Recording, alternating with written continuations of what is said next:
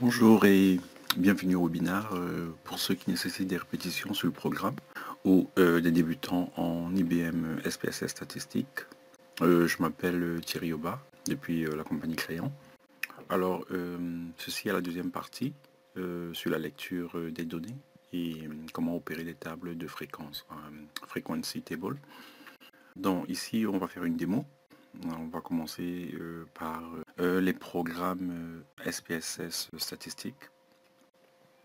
Donc, la première fenêtre est entièrement vide. L'idée ici est de lire dans les données ou introduire les données manuellement. Donc, si vous souhaitez ouvrir un fichier, vous sélectionnez la commande Open, ouvrir, et vous choisissez quel est le format du fichier. Dans mon exemple, je voudrais ouvrir ce fichier Excel.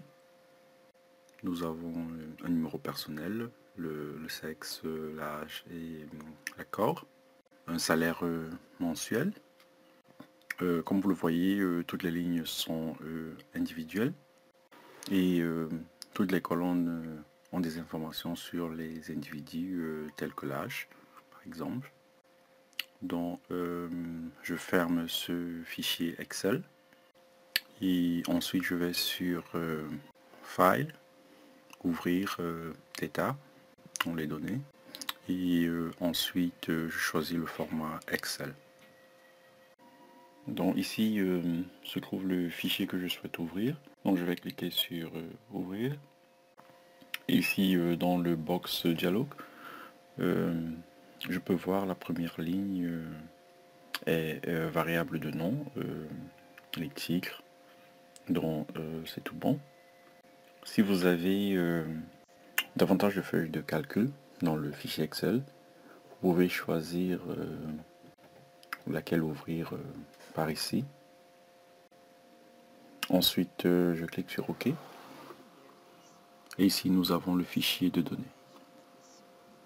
Ainsi, nous avons la même information que nous avions vu dans le fichier Excel. Nous avons des numéros personnels dans la première colonne. Et c'est le numéro unique pour chaque dossier. Ainsi, nous connaissons chaque identifiant.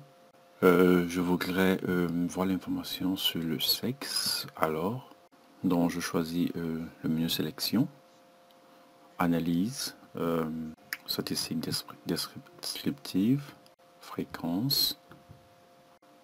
Ensuite, j'obtiens le dialogue typique dans le cadre pour SPSS.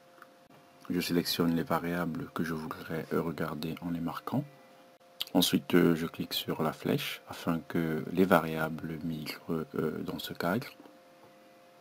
Donc, cliquez sur la flèche une fois de plus si vous préférez changer. Vous pouvez bien entendu aussi porter et déposer les variables.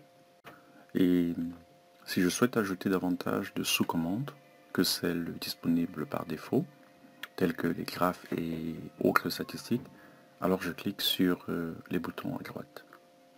Alors là je suis prêt, donc je clique OK.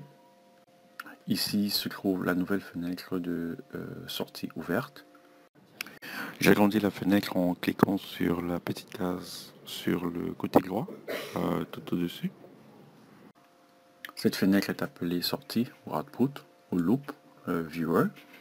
Et ici vous pouvez constater que tous les résultats sont disponibles. Afin d'avoir un suivi sur tous les résultats, car il se peut qu'il y en ait beaucoup, il y a un panneau sur la droite appelé Mini Navigator.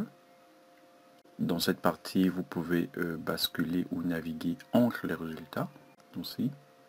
Si vous cliquez sur l'icône de la gauche, vous verrez une flèche rouge entre le Mini Navigator et la partie large droite de la fenêtre.